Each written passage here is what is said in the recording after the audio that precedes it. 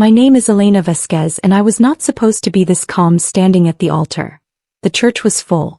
200 guests in pressed suits and summer dresses, programs fanned in their hands, cameras raised, faces soft with the kind of happiness people feel when they believe they are watching something beautiful begin. The flowers were white roses and eucalyptus, exactly what I had picked 8 months ago when everything still made sense. The light through the stained glass fell in long colored strips across the aisle. The music was the song we had chosen together on a Tuesday night over takeout containers and bad television. Everything looked exactly the way I had imagined it would. My father was beside me, his arm linked through mine, his eyes already wet. He had been waiting for this day for years. He squeezed my arm and whispered, "You look perfect." I smiled at him and meant it, because smiling at my father was the one thing I could do in that moment without pretending. At the end of the aisle, my groom stood in a navy suit with a white rose pinned to his lapel. He was watching me walk toward him with a smile so wide and so easy it made something tighten in my chest. That smile. I had loved that smile for 3 years. Now I knew exactly what it was worth. I kept walking. My grip on my bouquet was steady. My breathing was controlled.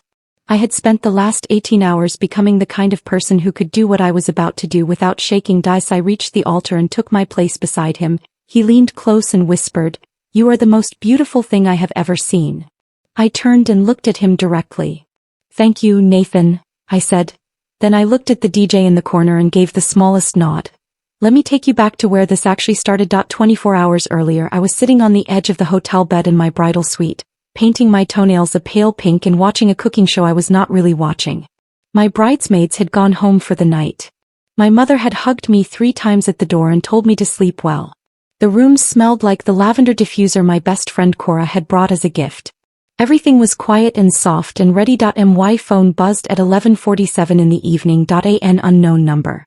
No name. Just a message that said 4 words, "You deserve the truth." Below it was a video file. I stared at the message for a long moment. My first thought was that it was spam. My second thought was that it was someone being cruel the night before my wedding for no reason.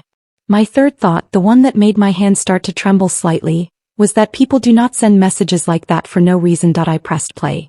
The video was shot on a phone, slightly shaky but clear enough. A hotel room I did not recognize. A bed. 2 people. One of them was Nathan. The other was my cousin Mia. The timestamp in the corner read 9:14 p.m. That was 2 hours before he had called me to say goodnight and told me he loved me and that he could not wait to see me at the altar. I watched the whole video without moving. Then I watched it again. Then I put my phone face down on the bed and sat very still for a long time. I did not cry right away. That surprised me later when I had the space to think about it. I had always assumed that if I ever found out something like this I would fall apart immediately. Loud, ugly, uncontrollable. The kind of grief that takes over your whole body before your mind can catch up. But it did not happen that way. Instead I felt something I can only describe as a door closing. Not slamming. Just closing. Quietly with a soft click. I picked up my phone again. I watched the video a 3rd time, this time looking at details. The room number visible on the key card sitting on the bedside table. The dress Mia was wearing. The green wrap dress she had shown me 2 weeks ago and said she was saving for a special occasion. The time stamp. The specific way Nathan laughed at something she said. A laugh I knew so well it felt like a physical thing being removed from me. I took a screenshot of the timestamp. I screen recorded the full video. I emailed both to myself from 2 different accounts. I saved them to my cloud backup and to my phone's internal storage. Then I sat back and thought clearly about what I was going to do next. I did not call Nathan. I did not call Mia. I did not call my mother or Cora or anyone who would tell me to breathe and talk it through and give him a chance to explain. I replied to the unknown number instead. 2 words. Thank you. I could not sleep so I did not try. I made a cup of tea from the little kettle in the suite and sat at the small desk by the window, looking out at the city lights below, thinking through everything I knew about Nathan and everything I thought I knew that had apparently been wrong. We had been together for 3 years. Engaged for 11 months. I had introduced him to my parents on our 4th date because something about him felt sure and solid in a way I had not felt before. He was funny without trying too hard. He listened when I talked. He remembered small things, the name of my childhood dog, the way I took my coffee, the anniversary of my grandmother's passing. I had built my future around those details. Around 2 in the morning something made me open my laptop and pull up the shared folder we had created for wedding documents. Budget sheets, vendor contacts, seating charts, the marriage certificate paperwork we still needed to sign that I started reading things I had never looked at closely before. What I found made the tea go cold in my hand. There were documents I had not created. Forms with my signature or something close to it attached to financial accounts. A joint property amendment with a filing date from 3 months ago. Notes in a folder labeled simply, after. I read everything twice. Then I opened a new browser tab and started searching. By 4 in the morning, I had a clear picture. Nathan had been quietly moving pieces into place for months.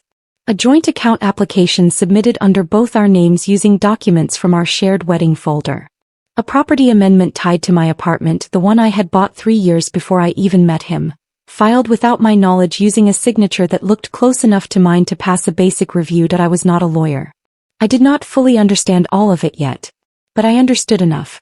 The wedding was not just a wedding to Nathan. It was a deadline. Once we were legally married, certain things became significantly more complicated to undo. I sat back in my chair and let that settle. I thought about Mia. I thought about the green dress in the hotel room and the timestamp. I thought about whether she knew about the financial plan or whether she was just another piece of a person I had never actually known. At 5 in the morning, I called a lawyer. I know that sounds like an unusual hour to call a lawyer. But I had met Adiz at a networking event 2 years ago and she had given me her card and said, "Call me anytime you need anything," and I had kept the card in my wallet ever since without knowing why. She answered on the 3rd ring, which told me she was already awake. "Adiz," I said, "I need help. And I need it before 11 o'clock this morning." Adiz talked me through everything in under 40 minutes. She confirmed what I had suspected. Signing the marriage certificate in my current situation with those documents already filed would create a legal entanglement that could take months and significant money to undo. The property amendment was irregular but not impossible to challenge. The joint account application was more serious. She asked me one question very directly: "Do you want to stop this completely or do you want to protect yourself and proceed?" I did not hesitate. "Stop it. And make sure he walks away with nothing." He told me what to do. I took notes on the hotel notepad, pressing hard enough that the pen tore slightly through the paper. By 7 in the morning, Adiz had remotely begun the process of flagging the suspicious filings and placing a protective hold on my property. She would have documentation ready for me within hours. She told me to sign nothing today and to contact her the moment the ceremony ended. I thanked her and ended the call. Then I opened my messages and reread the thread with the unknown number. I typed one more message: "I need to know who you are."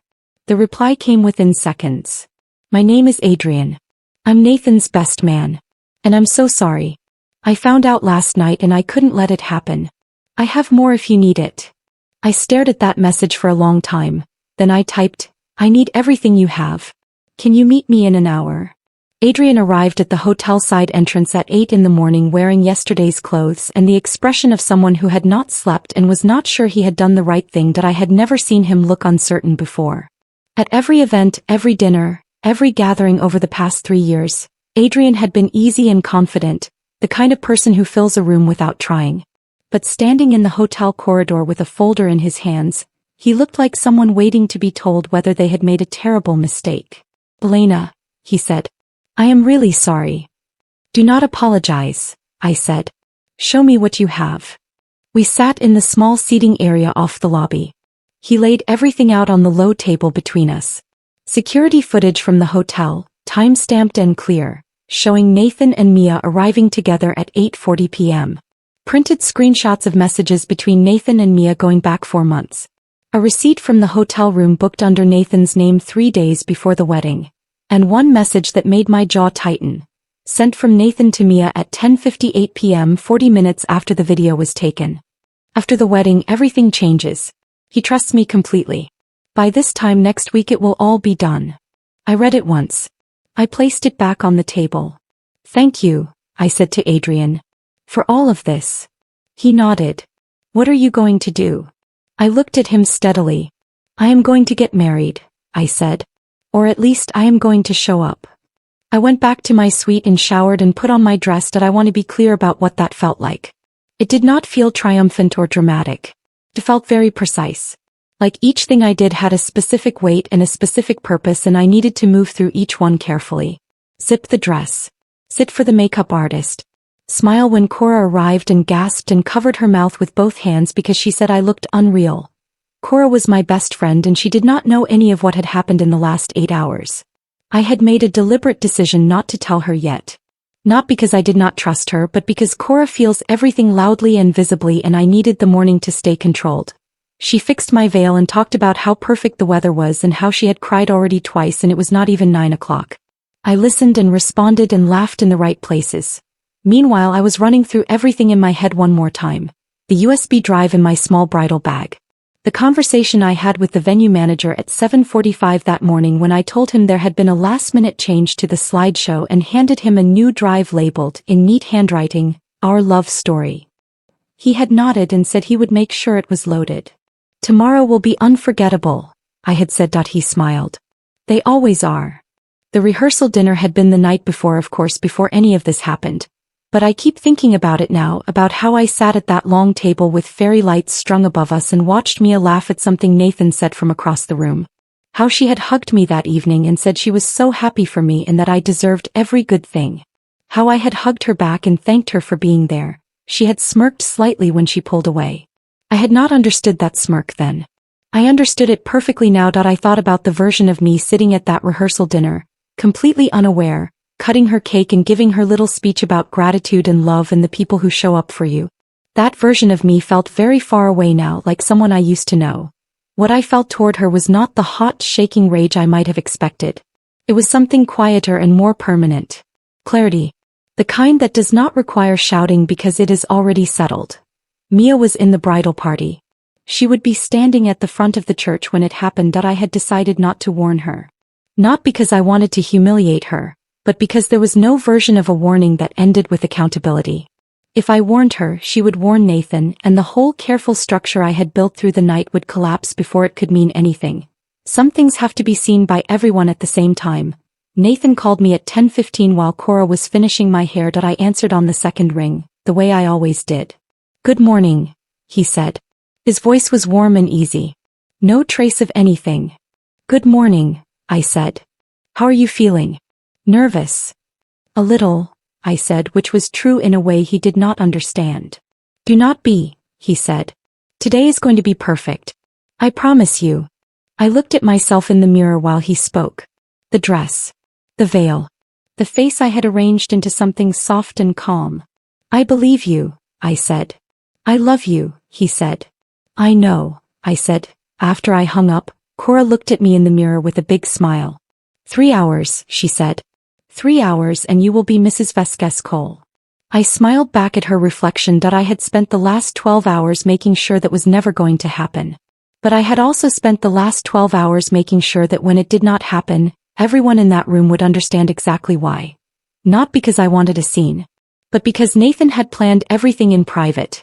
And the only answer to a private plan is a very public truth. I arrived at the church at 11:30. The coordinator met me at the side entrance with a clipboard and a headset and the efficient energy of someone who had done this 100 times. She told me the guests were seated, the flowers were perfect, the groom was in the anteroom and had not seen me. Everything was running exactly on schedule. I asked her one quiet question. Is the AV system confirmed and ready? He checked her clipboard. Yes, the venue manager loaded the new USB this morning. It is set to play on your signal. What is the signal? You raise your hand toward the DJ booth. He confirmed it with you earlier. Perfect, I said. Thank you. She moved on to the next item on her list. I stood for a moment in the corridor outside the main hall, listening to the murmur of 200 people on the other side of the door.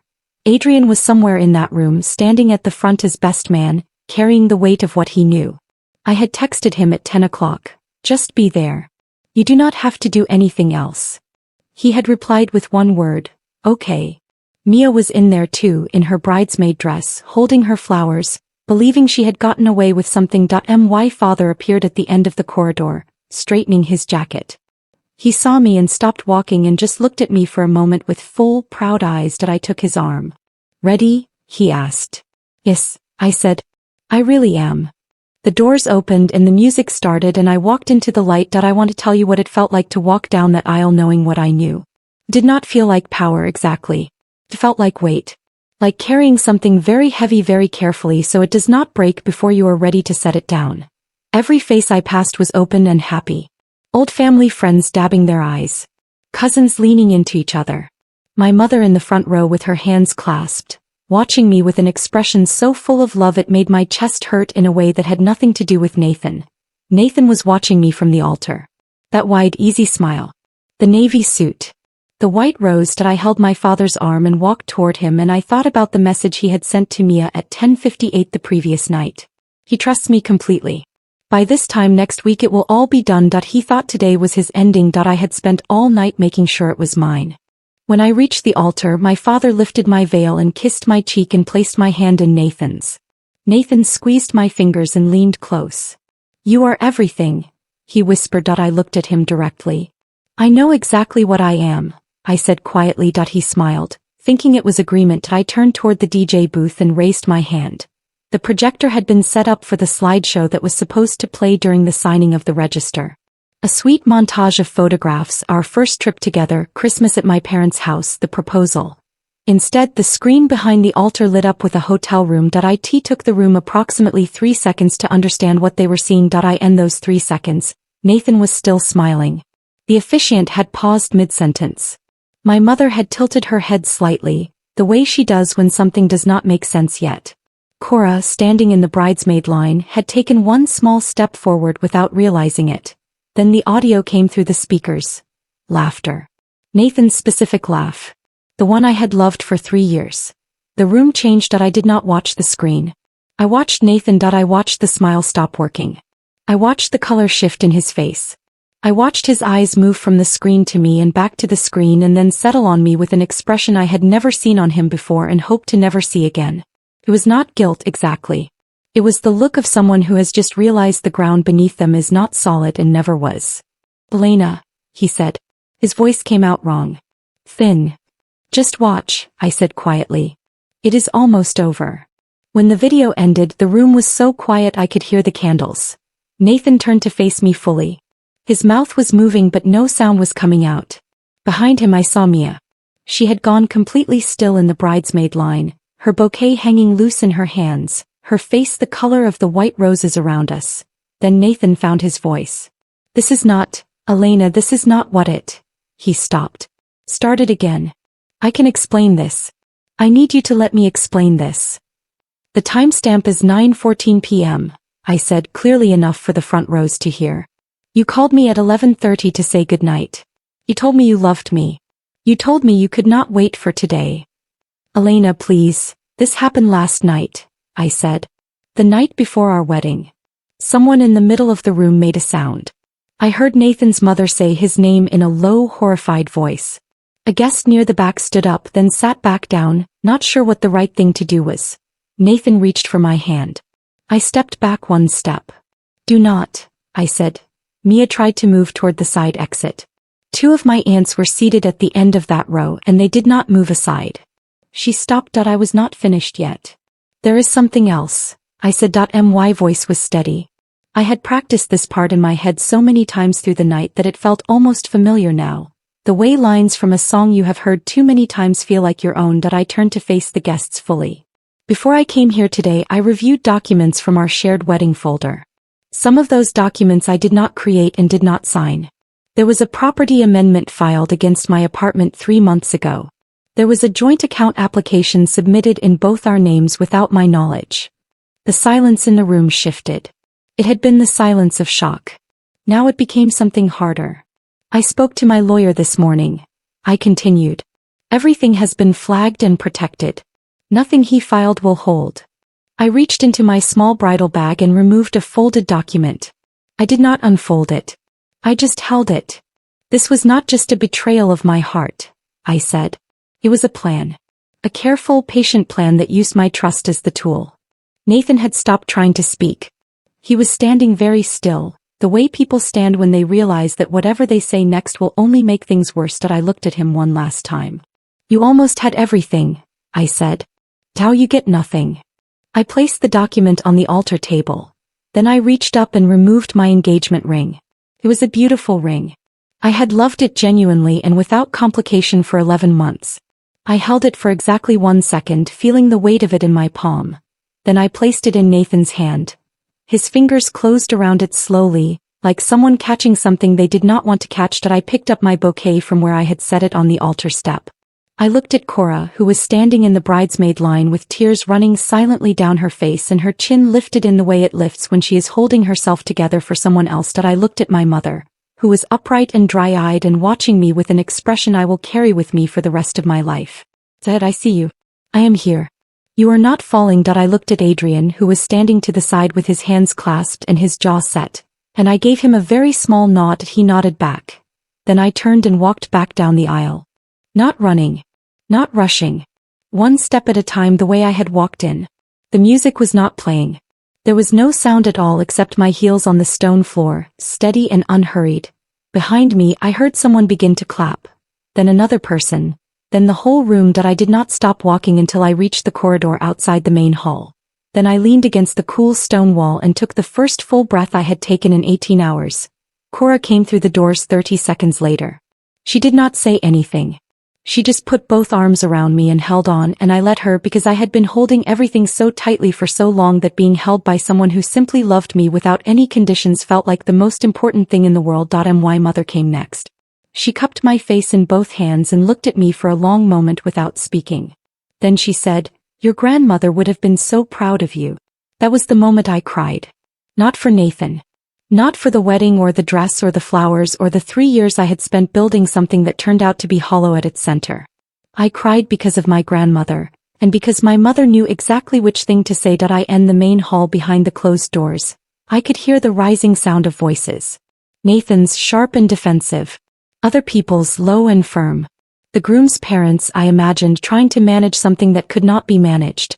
Adiz texted me at that exact moment. "Everything is secure. Call me when you are ready. You did the right thing." I wrote back, "I know." The days that followed moved in a way I had not expected. I had braced myself for the hard part, the questions, the phone calls, the opinions of people who had not been in that room and were hearing different versions of what happened. I had expected to feel hollowed out and exhausted in a way that would take a long time to fill back in. Some of that happened, but less than I feared. What I had not anticipated was how quickly the truth travels when it has been seen by 200 witnesses. By that evening, people who had been at the wedding had already spoken to people who had not. By the next morning, screenshots of the messages Nathan had sent to Mia were circulating among people I had never met. A guest with a large social media following had posted a careful, factual account of what had happened in the church, without the video itself, without naming names beyond the situation, just the broad shape of it. It was shared thousands of times. Nathan's company, where he held a mid-level management position, saw it. By Wednesday he had been placed on administrative review. By Friday his contract was not renewed. Mia's family, my father's side, handled things in the quiet, thorough way that family handles things when someone has caused deep shame. She was not at the next family gathering. She has not been at any since. The property amendment was formally dismissed. The account application was cancelled.